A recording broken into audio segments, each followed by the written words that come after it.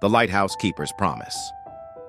On the weather-worn cliffs of northern Maine, where waves crashed like memories against stone and wind, stood an old lighthouse mariner's watch.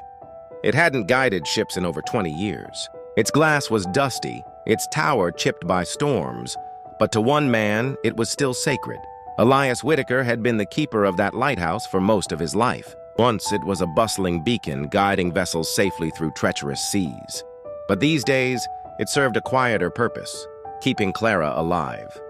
Clara was Elias's wife, or had been.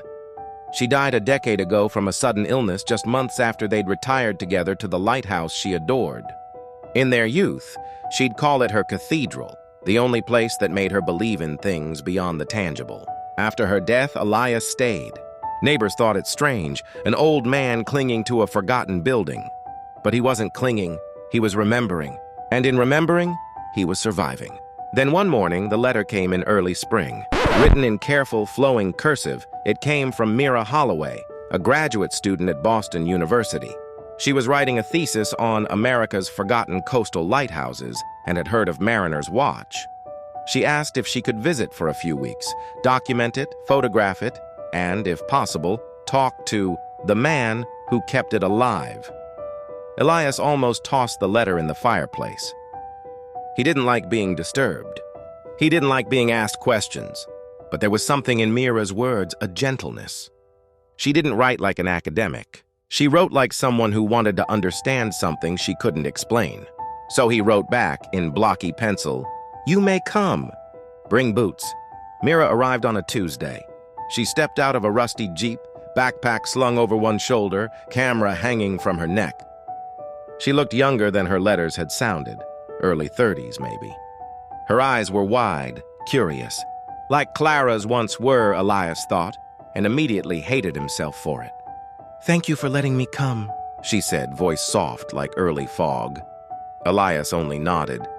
Over the next few days, Mira worked quietly but persistently. She took photos of everything: door hinges, sea glass in the windows, rusted tools in the shed. But more than that, she watched Elias. Not in a nosy way, but like she was trying to understand the story behind him. "You live here alone?" she asked one evening over stew. "Yes." "And your wife, she lived here too?" "She did." "She must have loved it here." Elias paused, then replied, "She was the one who made it home." By the second week, something strange began to happen. Elias found himself looking forward to breakfast. Mira made coffee stronger than he was used to, and scrambled eggs that somehow always tasted like sunshine. She played old jazz records on a portable speaker and read out loud from the sea journals she found in the attic. They argued about the best type of lighthouse lens, and Elias began to laugh again, short, gruff chuckles that startled them both. Then came the storm. It rolled in fast and heavy, wind howling like an ancient ghost, waves slamming the cliffs. Power lines went down. The cottage went dark. Without saying a word, Elias grabbed his coat, lit an oil lamp, and began climbing the narrow spiral staircase of the lighthouse. Mira followed, breathless, rain dripping from her bangs. At the top, Elias struck a match and, for the first time in 10 years, lit the great beacon. The light burst through the storm, sweeping across the sea like a guardian woken from slumber. Mira watched him, her face lit by the flickering flame. "Why now?" she whispered. He looked out over the ocean as if expecting Clara to come walking over the waves. "Because someone might still be out there," he said. "And because someone once believed I could still shine." After the storm, something shifted. Mira stopped calling this a research trip. She stopped counting days. She and Elias started restoring the tower together, cleaning windows, replacing broken panes, rewiring what they could. He showed her how to chart weather. She taught him how to use her camera. One morning, he found a sketch she'd drawn, him at the top of the lighthouse with the light glowing behind him like a halo. He held the drawing for a long time. His hands trembled. "You see more than you let on," he said when he handed it back. She looked up at him, not smiling this time. "And you feel more than you admit."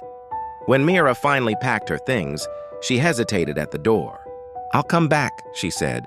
Elias looked at her. This girl who had wandered into his life like sunlight through broken shutters. He felt the familiar ache in his chest, the ache of loving and losing.